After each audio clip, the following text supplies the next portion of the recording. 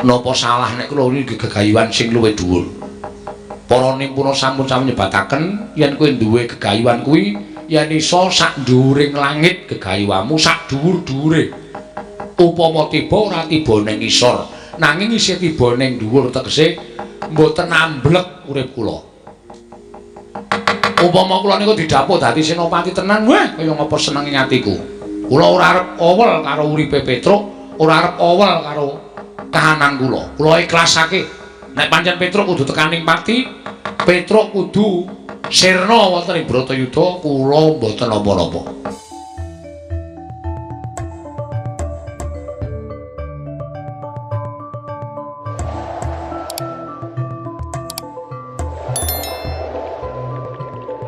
Rabati duka ngono. Wis bola-bali Baladewa tinimbalan sowan negara Ngastina. Monggo budhalku saka negara Mandura. Pengajapku supaya aku kuwi mesti entuk kabar ingkang becik, ingkang apik. Nanging mesti pendak-pendak Baladewa Prapta negara Ngastina mung dijak sarta dikanthi supaya mikir piye carane mateni para Pandhawa. Lah kok dadi ora owah-owah pambekane Yayi Prabu Duryudana. Ingkang tansah duwe rasa gething keburu sengit karo para Pandhawa. Wah, ladalah ya. Aja nganti kedadian nggih mangsa ngelak wanci Bratayuda. Apa ingkang bakal dadi pakarti ning para sata kula bakal tak aturake. Gandeng wis pamit Kanjeng karo Kanjeng Hyang Anantaboga lan Kanjeng Ibu Nagagini nggonku bakal metu ing daratan ing wigati bakal ngabekti karo pepundhenku para mongko nyatane kabar sing tak tampa yen to Bratayuda wis nyaketi wahyaning mangsa kala. Ora lega sering atine Antarajane ora ngabekti karo wong tuwa sarana aku ngorbanake lawan awakku kanggo kamenanganing para Pandhawa. Syukur bagi para Pandhawa bisa nampa marang Antaraja kadhapuk dadi senopati. Dadi sarana nggonku bakal njunjung marang derajati wong tuaku para Pandhawa kabeh. Nuwun sewu Prabu. Kanjeng Rama Jodipati, Kanjeng Paman Madukara, kula ingkang putra Antarja ingkang sowan. Iki kaya Kakang Antarja. Ya Dimas. Lah iki malah adhiku lanang Wisanggeni karo Antasena. Iya, Kang. Oh, Kang, aku bareng karo Wisanggeni. Si Adyar tindak menyang endi Yai? Ngerti ya? Satemene aku wis arembug karo Kakang Antasena. Gandeng aku karo Kakang Antasena kuwi suwijining putra Pandhawa. Ingkang beda karo putra-putra liyane. Kakang Antarja prisa dhewe. Aku kuwi ora iso ndodhok, aku ora iso tata krama, aku ora ngerti unggah-ungguh. Monggo dina samengko sumebar warata. Wis sumebar yen to Bratayuda wis nyaketi. Iya, pancen kepara nyata. Lah, aku karo Kakang Antasena kuwi duwe penemu. Yen ora ngabekti karo pepundhen Pandhawa srana nyramakake uripe awake dhewe kanggo kamenanganing para Pandhawa, sesuk kapan meneh awake dhewe bisa mikul dhuwur mendem jero karo wong tuwa, ya wong tuane awake dhewe para Pandhawa, Kang. Mula karo Wisanggeni iki janjane arep sowan negara Ngamarta. Arep matur karo pepundhen Pandhawa, nek entuk awara Wisanggeni arep madeg senopati sesuk mangsane Bratayuda. Upama ta ora, aku arep nyadong timbalaning Kanjeng Prabu Darmakusuma. Kewajibane karo Wisanggeni kuwi entuk kewajiban apa? Dimas, kowe tak kandhani. Yen to jatine Antarja ya kaya mengkono budal saka ing jangkar bumi. Pamit karo Kanjeng Hyang Anantaboga lan Kanjeng Ibu Nagagini, niatipun Kakang uga bakal sowan marang negara Ngamarta. Ingkang wigati mung bakal nyadong dawuh timbalaning para Pandhawa. Kewajibane Antarja iki sesuk apa lan aku diwenehi pakaryan apa marang para Pandhawa yen to wis dumadi perang Bratayuda Jaya Binangun. Yen ngono padha bareng sak lakune awake dhewe Kang wis aja nganti katon meneh yo. Padha bareng-bareng mlaku budal marang negara Ngamarta. Ya Kang yo, bareng karo aku wae karo Wisanggeni. Ayo Dimas, tak tutke. Ora pangling iki Antarja. Ih, Kanjeng Surtayu ingkang merpeki dhateng lampahipun ingkang putrapun Antarja. Lampahipun para sata Kurawa dampyak-dampyak. Sajaipun angemu wigatos. Wo, menawi dipun marangaken kula badhe nyuwun mriksa. Kanjeng badhe tedhak dhateng pundi lan wigatosipun menapa? Antarja wonten timbalan. Bingung penggaling Kanjeng Prabu Duryudana ngelingi babakan Bratayuda. Mula aja nganti gawe ora kepenake penggaling Kanjeng Koko Prabu dina samengko pasewakan negara Ngastina. Wis netepake yen to Kurawa kadhawuhan anggepuk perang negara Ngamarta. Ora usah dadak ngenteni sasmitaning dewa besok kapan Bratayuda bakal diwiwiti, dina iki dikenceng. Yen pancen Kurawa sing tekaning pati, Pandhawa engko kemenangan, nang yen Pandhawa tekaning pati, Kurawa ingkang engko kemenangan. Yen pancen kaya ngono kepasang yugya katuju ngenu Kanjeng Siwa Surtayu. Lho, lah kok dadi kowe malah terus jumen ngadeg nang ngarepe Surtayu. Malang kadhak ucapmu tanpa tata krama. Antarja sowan marang negara Ngamarta wigatine mung kepengin nyuwun kadhapuk dadi Sinopati. Manglurah satru murka Parasata Kurawa. Mula gandeng saiki Kurawa wis bloko karo Antarja bakal ngecak perang negara Ngamarta nggege mangsa nglak wanci Bratayuda. Aku ing bakal ndapuk awakku dhewe dadi Senopati ning wong Ngamarta. Ayo. Patenana Senopati Ngamarta Raden Antarja. Ora kedego mateni Senopati Ngamarta Raden Antarja aja kakon tak babati gamanmu kowe Parasata Kurawa. Ngempe loro nggih pati sumuk nyawamu idam terbeluh parat. Antarja kowe bayi wingi sore. Kepengin tinjung akeret nyawamu ora jajal lho. Awakmu Surtayu maju jangkah untake nyawamu. Yo, mati. Pecah dadamu. Wah, tak kira apa? Antarjana? Pakde Durmagati. Jale sing maju Antarja.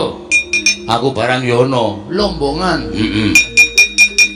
Ayo kencang Bratayuda gege mangsa gelak wanci. Ora iso ngalahke Antarja Ratasena. Ana wong tuwa tak jantur ndase. Waduh. Ngeli. Apa? Ngeli. Ngeli apa? Ngeli. Medeni lho. Ngeri. Ngeli. Sing dadi nyatane Pakde. Matek dening aku Diwana. Modal. Modal. Pecah dadamu semplok. Jajan. Kedepe ora penyakit. Ayo nggawa Wadyabala. Oh, wis gawa. Pusaka. Nek omong dipikir.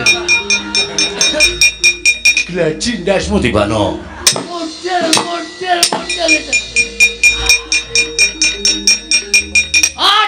Model. Dian lapo. Wis ah. Kecel aku. Aku wong tuwa dadene. Nek nganti ora tok wales, wilang bebalang tenan. Ayo gage, walesen aku. Woi.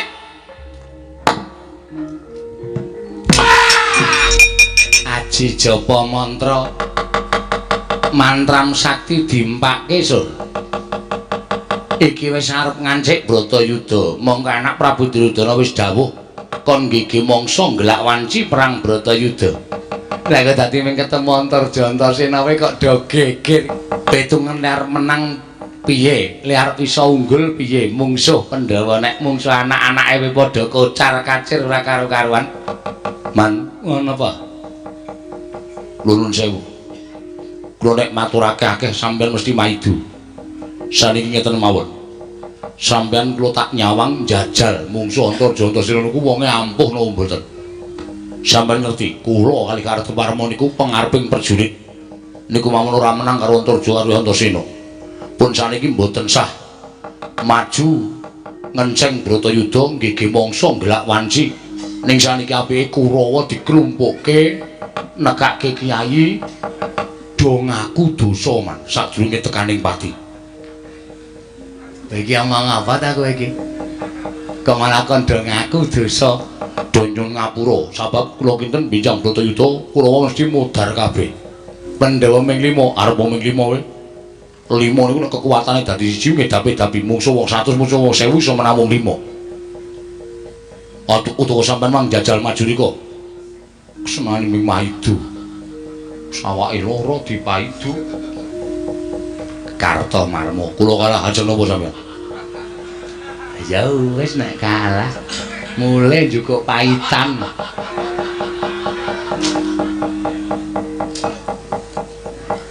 Satama nggih, Mas.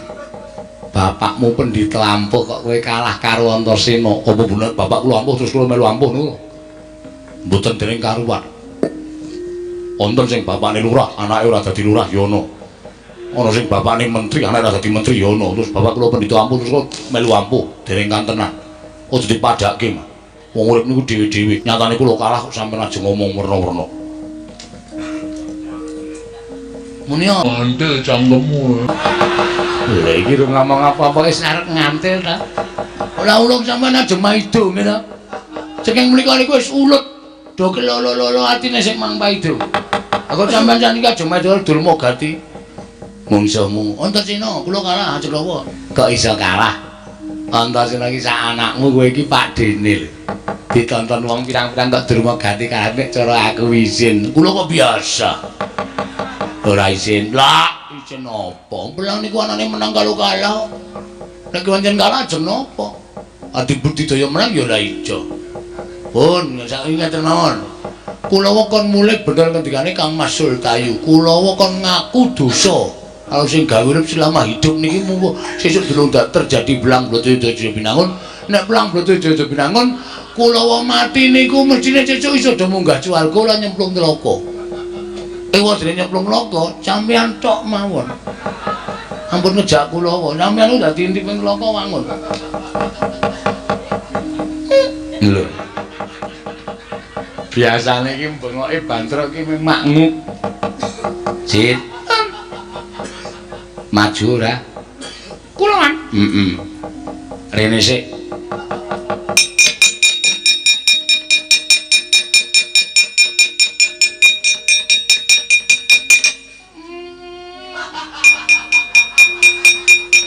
Ndak nek arep omong ki disarehke. Rasa kesusu jane kowe iki mbiyen ki lair ki waras. Coba jajal ikhlas, sareh, sabar. Ora kami sosolen. Wong cilik kami sosolen ki nek kesusu-susu kami sosolen. Nek alun ki ora tau alun-alun ora tau kami sosolen. Coba alon. Mungsuhe sapa man? Lah, gene iso lancar. Maju pantang mundur. Mungsuhe sinten man? Antasena. Ngandel ora. Saiki maju. Arep ketemu karo Antarja apa arep ketemu karo Antasena? Ora arep ketemu sapa-sapa. Lho lah sida maju ora? Sida. Nek sida arep ketemu Antarja apa Antasena? COD. COD ki apa? Ketemu berdua man. Maju kana. Antasena pedhokno terus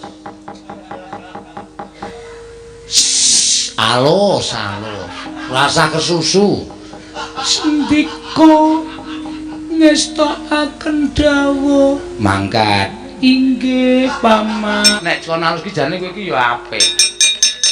Nek kowe gendhandapan mesti omonganmu kami sosolen.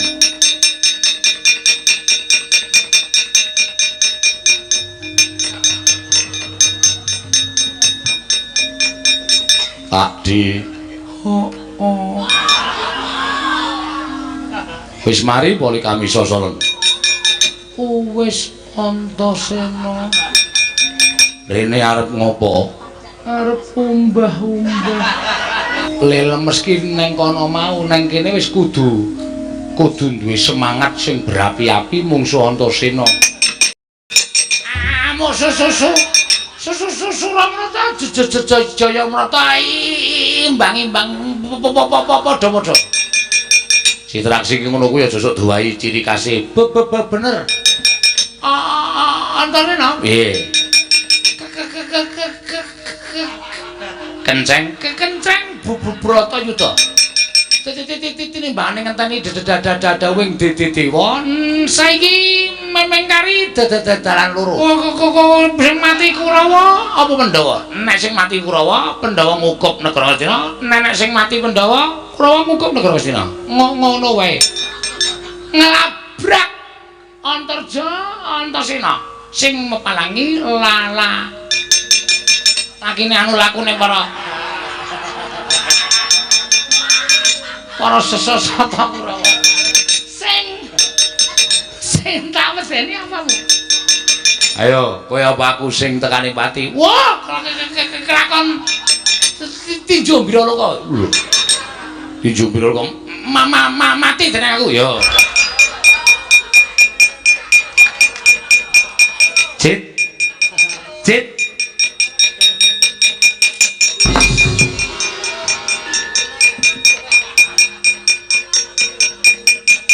Dan alon bae alon sareh loro kokon sareh kula wis iso sareh Pan tetekan rika kula isih halus Antasena tak tantang Antasena wani ora karo Antasena getak arep perang kok klemak-klemek sing biasa wae Pakde jebrek kula terus malik kaya ngeten iki. Dadi perang. Antasena tak jotos dodone niku. Duduk. Apa ta? Dodone Antasena atos banget. Oh. Monggo biasane kula nabok dodone cumpuk. Niki mesti atos. Oh, lah iya terus. Wah, saben kula antem kula nglekak saben kula antem kula tak ujuk. Antasena nendang rai kula tembel. Ngoten niku kula nganti keder awak kula gedabikan gobek-gobek rararuan. Dipindhone man jebrek. Oh. Cecek candhal terus buanting teng lemah. Brek. Terus diuncange man. Terus kalah man. Ya kalah ya mundur. Iki.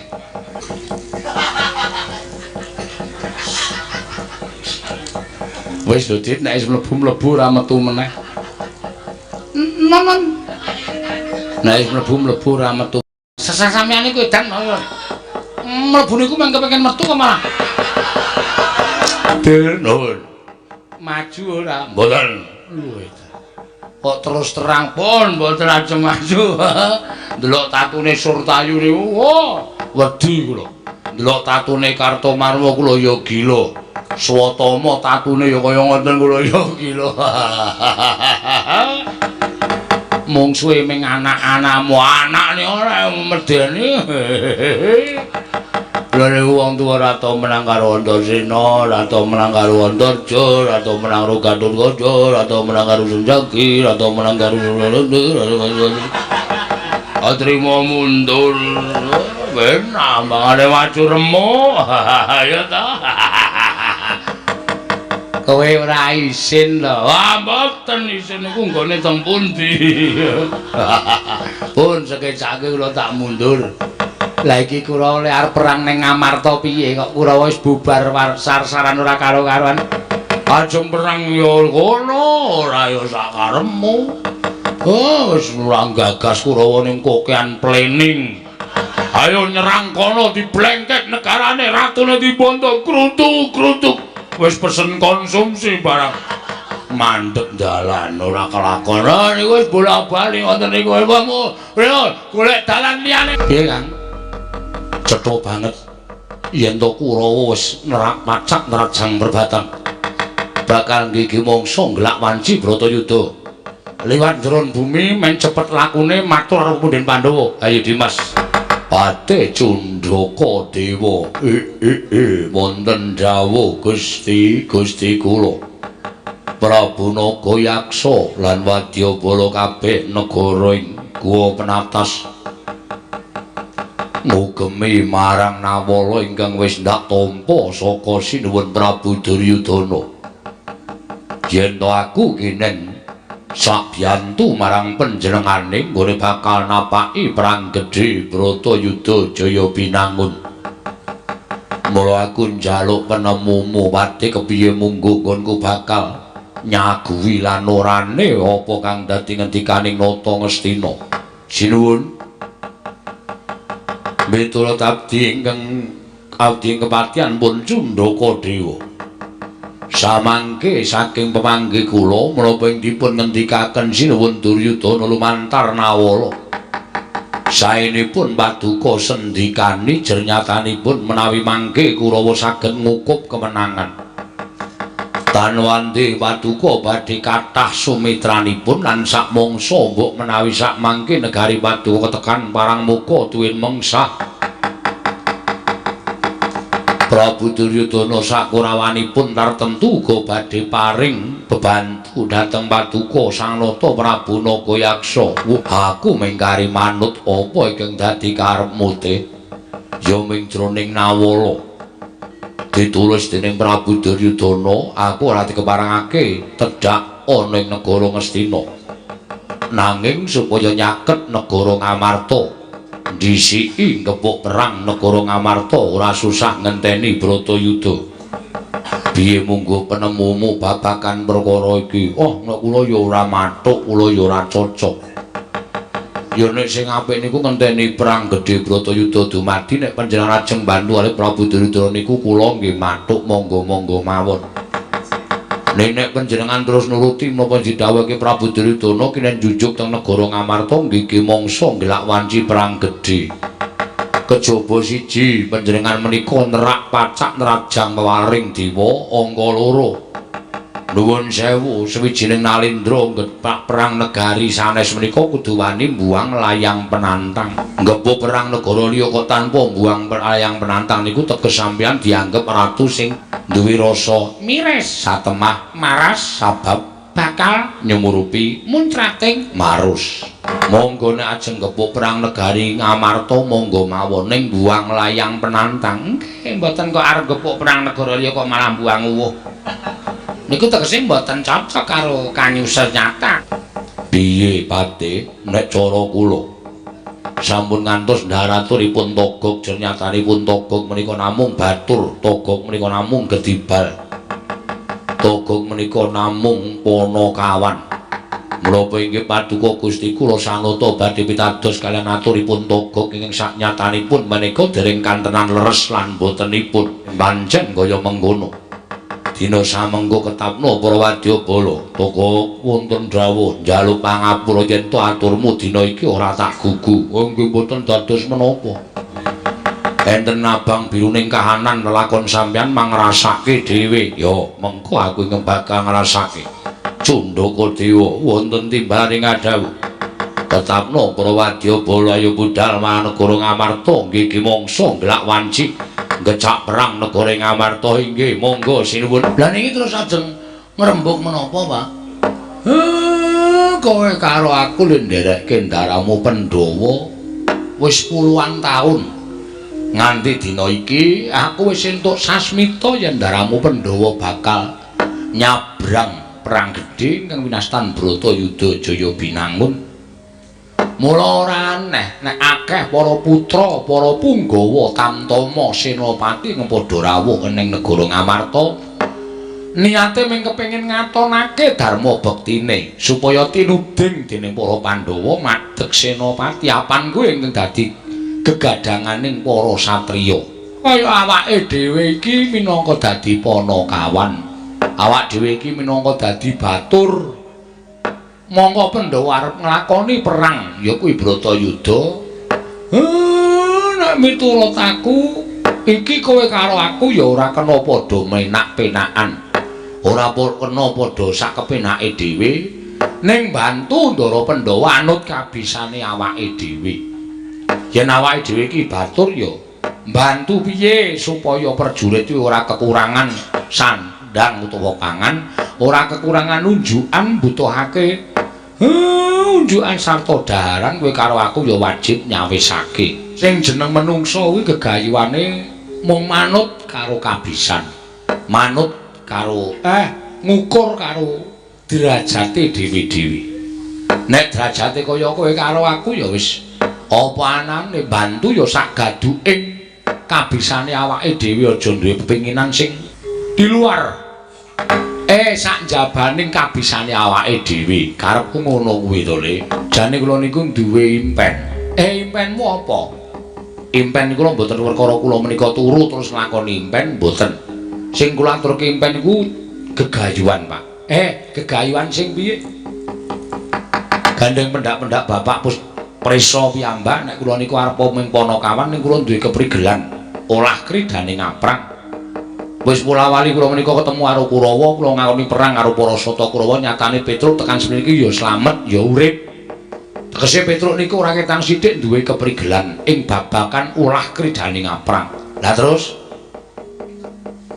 kula kok duwe gegayuhan, Pak. Gegayuhan apa? Kula kok kepengin matur ngersani karo Punden Pandhawa. Kula kok kepengin sak ora-orane didadekke prajurit, sak ora-orane didadekke manggalaning prajurit. Utawa kula malah luwih diparingi pangkat.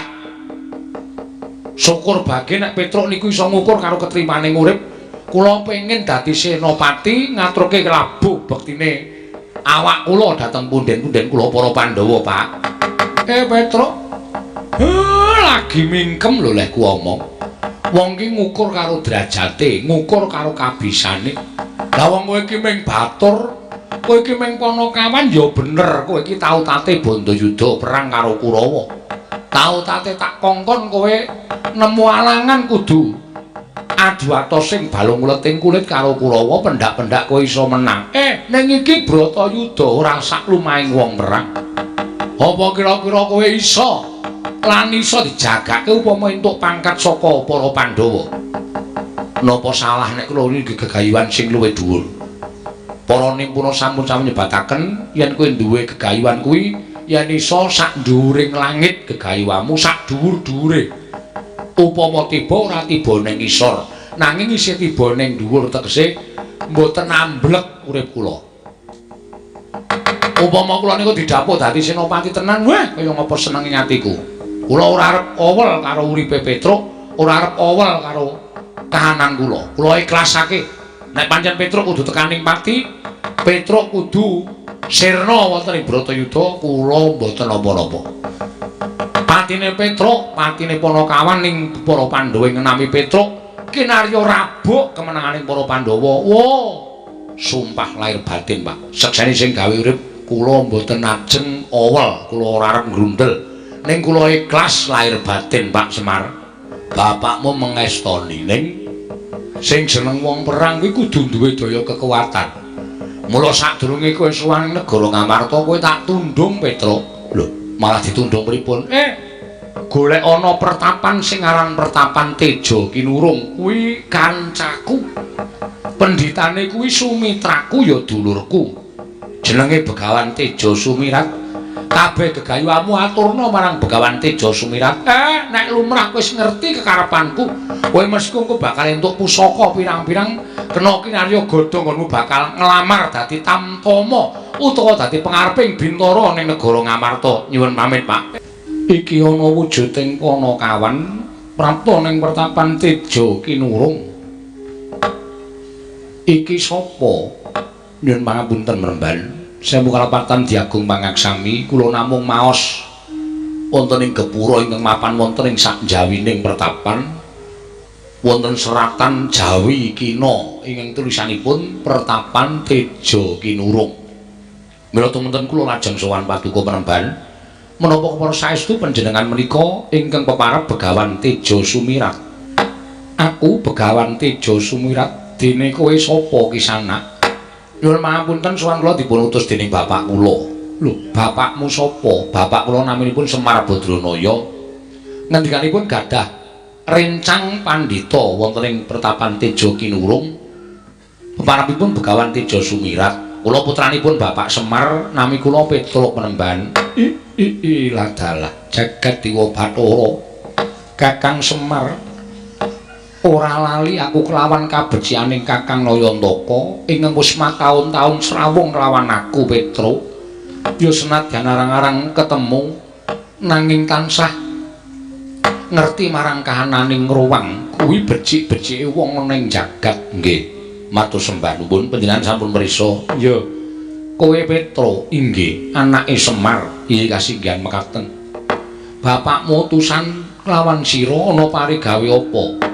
Mboten dipun utus, nanging pancen kula menika dipun tundhung sowan wonten ing Pertapan Teja Kinurung.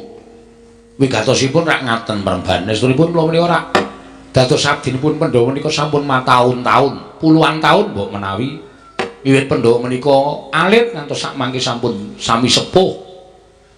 Para Pandhawa menika badhe nglampahi kodrating jagat ing winastan Bratayuda. Inggih menika perang ageng antawisipun Pandhawa lan Kurawa.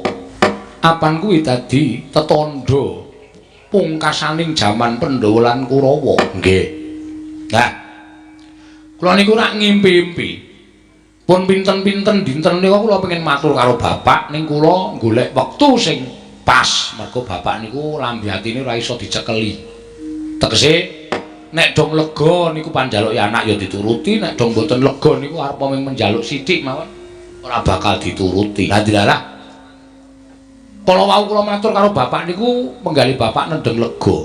Dumunten kula nyuwun Pak, kula niku jane ora mung kepengin bilani Pandhawa kanthi ngrumaosi kula menika jejering batur. Ning kok rasane kaya kepengin bilani para Pandhawa luwih saka jejering batur. Mula kula tak matur karo para Pandhawa nek kula mbok menawa didadekke prajurit Tamtama utawi Bintara sakmangke kula nderek majeng perang sageta nglabuh labet dhateng punden kula para Pandhawa. Bapak niku ngendika apik kuwi. Ning tak jaluk sanguwa sing komplit. Aja kok kowe arep golek iwak mongko ora sangu jala. Kowe arep tuku sandangan mongko ora sangu dhuwit. Mengko ndak kewirangan. Kowe arep maju perang ya kudu sangu jaya kawijayan. Lah kersane bapak sowana nek kancaku Begawan Teja Sumirat nang Pertapan Teja Kinurung. Nyuwuna daya piandel saka Begawan Teja Sumirat supaya kowe diparingi daya piandel nek upama kowe ditampa minangka dadi prajurit negara Ngastina utawa luwih-luwih syukur bagi ketrima uripmu ditampa dadi senopati. Kowe wis sangu komplit ngene bakal maju ning Pabaratan Petra. Oh, Mastu nama Sidam Sekaring Bawana Langgeng. Kakang Semar ya. Petra apa kang dadi aturmu wis ndak tampa. Mula gandeng kowe kuwi asale saka Panakawang lan kowe kepengin dadi prajurit ana ing negara Ngamarta. Ndak udaneni apa kang dadi penjaluke bapakmu lumantar sira Petra.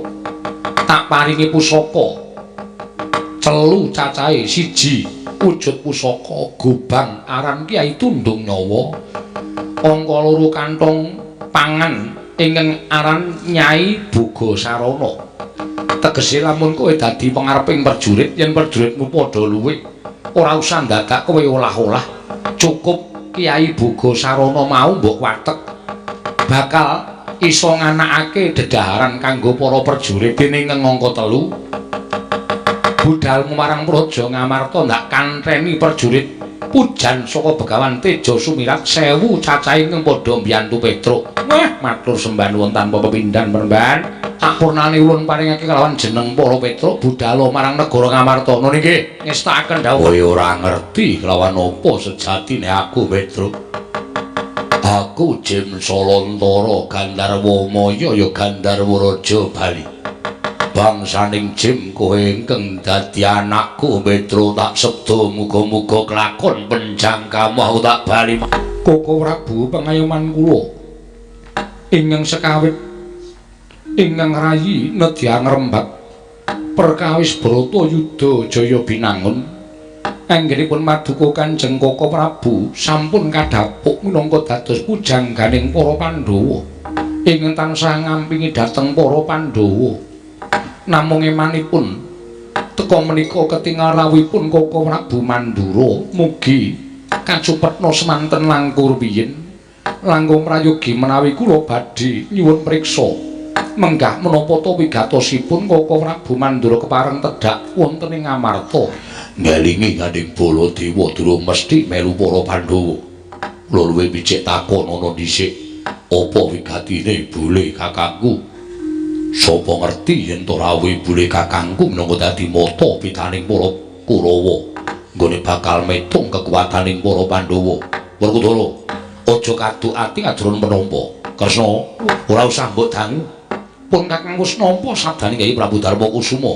Monggo pun kakang apa to sababe dene sowan marang negara Ngamarta. Tanana liya kejaba mung Kyai Prabu, mugi keparenga kula munjuk atur. Ngemuti bilih nalika semanten kula tinimbalan sowan wonten negari Ngastina wigatosipun rembak perkawis perang ageng namung nyatanipun jebul sakmangke ketingal awonipun para sata Kurawa ketingal julikipun Paman Sengkuni tuwin angkara murkanipun Bapa Durna ingkang boten nilar dhateng watak candalanipun Yai Prabu Duryudana. Wekasan dinten sakmangke sampun sami tata-tata nedya anggecak perang negari Ngamarta ngrumiyini tumapaking perang ageng Bratayuda nggih mangsa gelak wanci. Mila sampun ngantos sakmangke para Pandhawa karepotan kula suwun kanthi sanget tata-tata samapting gati sawigaing diri. Sak mangsa-mangsa Kurawa prapteng negari Ngamarta Yayi sowan mangka tanpa tinimbalan. Siwa Ndarawati ya. Ana apa? Aku pengen matur lawan Siwa Ngamarta. Ya, gage matura. Mula aku nyuwun dawuh. Gandeng wisang niki pinanganing putra Pandhawa ingkang aku rumangsa ora duwe tata krama lan unggah-ungguh. Nggonku bisa ngatonake kabecikan sarta njunjung kelawan asmaning wong tuwa.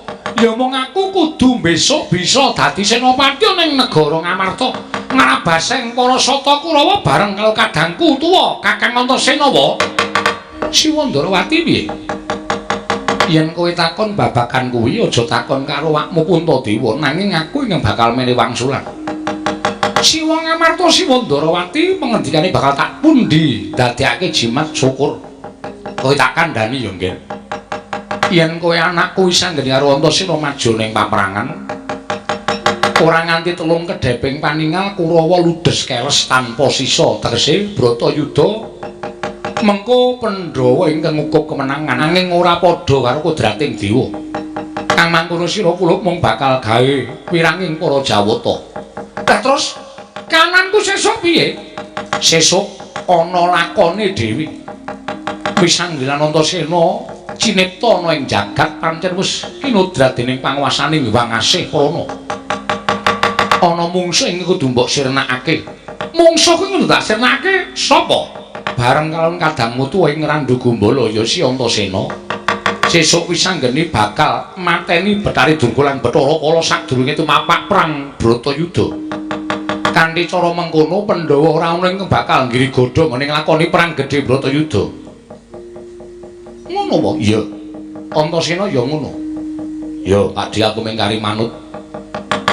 Kanthi mbok lakoni kewajibanmu nganti tuntas iku wis dadi pratandha lamun wis anggilan Antasena wis labuh kalan para Pandhawa.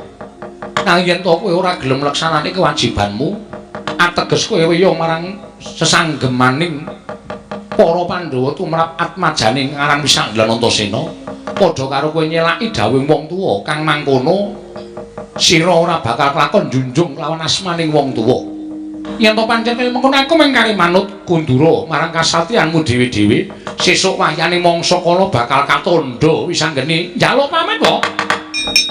Ora bulajeng kawontenanipun ingkang putra-pun Antarja kados pundi ngemuti bilih kula menika ora ditebi papan kula kalian para Pandhawa.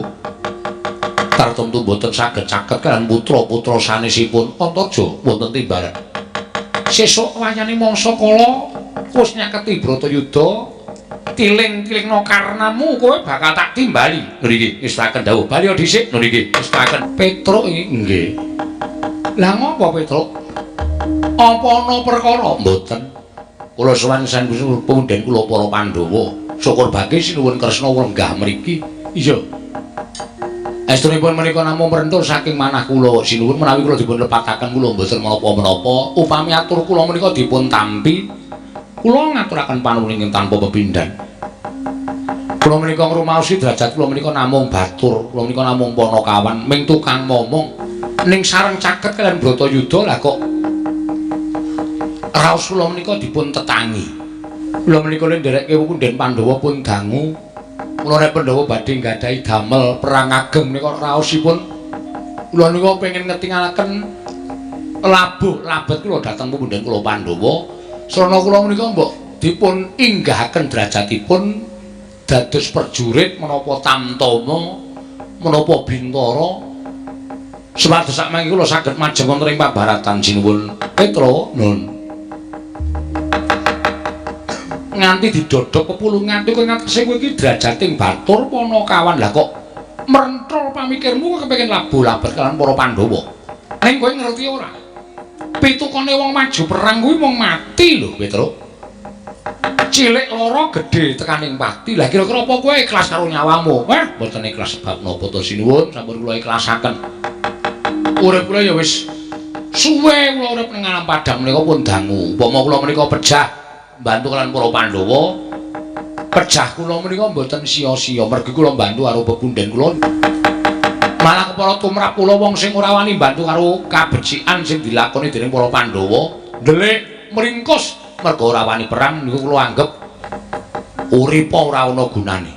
Mila sampun tetepaken kula tetep kepingin nglamar dados sak mboten-mbotenipun gadah pangkat supados sak mangke kula menika saged maju wonten ing pabaratan sinuwun. Petro, nun. Yen upama kowe tak dadekke pengareping prajurit piye? Kowe kepengin dadi prajurit, ning kowe tak dadekke pengareping prajurit. Malah pangkatmu ora baen-baen. Pengareping prajurit ana negara Ngamarta kuwi katelah pangkate jenenge jenderal. Ora sembrono, kuwi tenan. Lho, estu napa? Iya. Terus nek niku estu kula ajeng dinampake kula nderek. Kowe tak wenehi sandangan Petro. Sandangane kaya ngono apa? Ayo melu aku. Niki sampeyan niku mboten guyon ta sinuwun. Ora. Kuwi tenanan. Kowe tak wenehi pangkat jenderal jenenge Jenderal Kantong Bolong. Wah, Petro gleleng. Jenderal lele. Lek dengkul mlocot kuwi iso lali aku. Sinuwun Mandura ya nek kele ora. Wis ya, kowe dadi pangareping prajurit. Aranmu Jenderal Kantong Bolong. Nggih, matur sembah nuwun. Kula ingkang sowan sinuwun. Pengen dadi jenderal mboten. Pun kula tak isah-isah mawon teng mburi. Malah ngrekoso dadi prajurit ketembak malah modyan. Eneng apa kula gareng? Wah, kula wau jagi wonten tepis wiring negari Ngamarta. Mboten kanthi kanyono-nyono.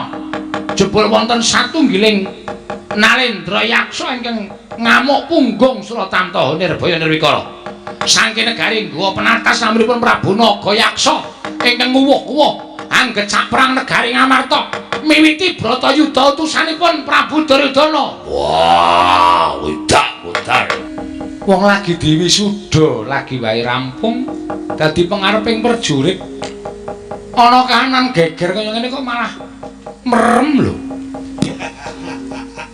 Lho, sinten niki? Petro ngono kok.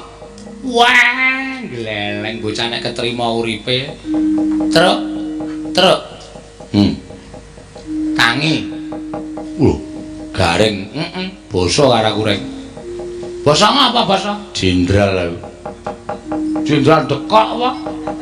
Aneh-aneh ora. Iya, iki wis tak wisuda dadi jenderal pangareping para kawula. Ha nek pancen nyata kowe dadi jenderal nyramake uripmu marang kemenanganing para Pandhawa ana kraman kok micek ki jenderal apa kuwi? Kraman apa rek? Buta ngamuk. Weh lah ta. Sapa? Narendra nggawa penatas Prabu Naga Yaksa. Loro perang ning negara Ngamarta dawuh timbalaning Prabu Duryudana. Gege mangsa glak wanci Bratayudaya. Endi Pandhawa kokope geti. Amuk Suramrata Jayamrata. Wong bagus apa? Raden Janaka wis apa Naga Yaksa. Utusaning Prabu Duryudana sumitraning Ratu Ngastina. Bedah Ngamarta ngukup kemenangan Prabu Duryudana. Siap 86. Oh iya basamu rasa dadak werna-werna lho. Nggih pripun? Iki kanggo ngatonake darmamu karo para Pandhawa. Nggih.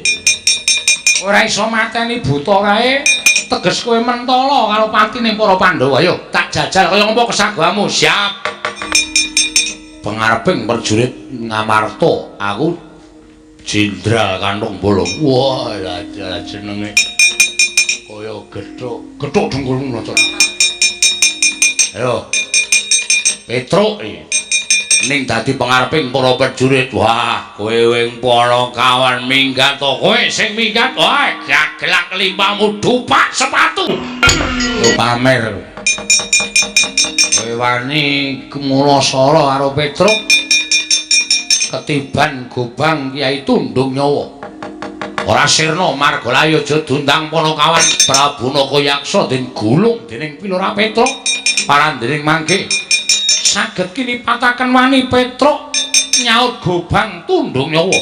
den sabetaken mestakaning Prabu Nagayaksa. Panandhene mangke Prabu Nagayaksa saged nyaut jangganing Jenderal Kantong Bolong. Temah babar jatining wujud bali marang asal mula bukanira Prabu Nagayaksa sirna margalayu. Komeng sulapan to. Sulapan piye Petro? Lah kok kowe disaut karo buta? Lho, butane piye? Mati. Kula duduk nganggo gobang Kyai Tundung Nyawa, pecah sirahe. Ning butane iso nyaut guru kula. Wut ngono kok. Sandangan kula kok mreteli dhewe-dhewe do ilang. Petro, nun. Apa ing dadi penjangkamu wis lakon, nanging tatep kodrating jagat sira kuwi tetep ana kawan. Nggih. Wis tampanen lakon iki kanthi ikhlas. Nek saora-ora wis tau ngicipi dadi tam-tamaning prajurit, tau ngicipi dadi pangareping prajurit. Ora usah dadak kowe matur sesuk kowe mesti iso labuh karo para Pandhawa, anut marang kekuatanmu lan anut karo kodratmu, Petro. Nggih. Trima ya. Nggih, matur nuwun pun kula trima. Ayo. Ratu Gustiku Sirna Margalayu. Aku ora nrimakake, aku belakno. Mate, Pripun? mumpung gegeran. Ana tetembungan sinambi nyilem ngombe banyu. Napa niku? Sepisan didayung loro pulo diselip. Wow. Satu kali dayung, 20 terlampaui. Carane mumpung gegeran ayo padha nrabung Dewati. Monggo Kakang Durna. Napa-napa niku iso digayuh. Waton madhep mantep ning ya niku kudu sinartan kabisan anut karo gegayuhan sing digayuh. Upamane dadi lurah ya kudu ngerti carane mranata desa. Upamane dadi senopati ya kudu ngerti caraning perang, gelaring perang lan sakpiturutipun. Anak kula Petruk niku duwe gegayuhan ning ora diukur karo kabisan. Lah ning sedhela ngene nemu apa anane mawon? Ya, sing baku iso kasembadan. Kabeh crita menika wonten maknanipun ingkang sagedipun pendhet gumantung anggenipun nangonceki dhateng crita menika kala wau. Ya, Semar. Purnaning gati sura sudrajane ingkang ratsuwa brasta tekaping kula Darmastuti rahayu ing samya makarya rahayu ing samya pinanggih.